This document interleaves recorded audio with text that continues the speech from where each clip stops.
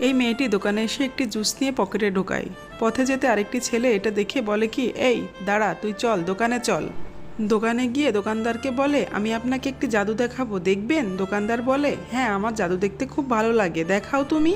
তখন ছেলেটির দোকান থেকে একটি জুস নিয়ে খাওয়া শুরু করে। জুস খাওয়াটি শেষ করে ফেলে দেয় এবং বলে, দেখবেন এখন আমি জুস বের করি, কিরি বিকিরি সিকিরি সু বলে মেয়েটির পকেট থেকে একটি জুস বের করে। এটা দেখে দোকানদার ও মেয়েটি দুইজনই অবাক হয়ে যায়। ছেলেটি এবার জুস রেখে চলে যায়।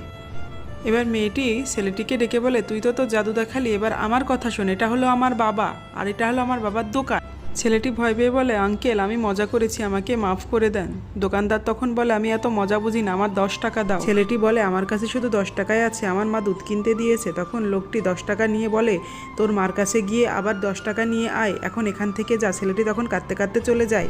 ছেলেটির এই জাদু যদি তোমাদের ভালো লেগে থাকে তাহলে একটি লাইক আর কমেন্ট করে দাও।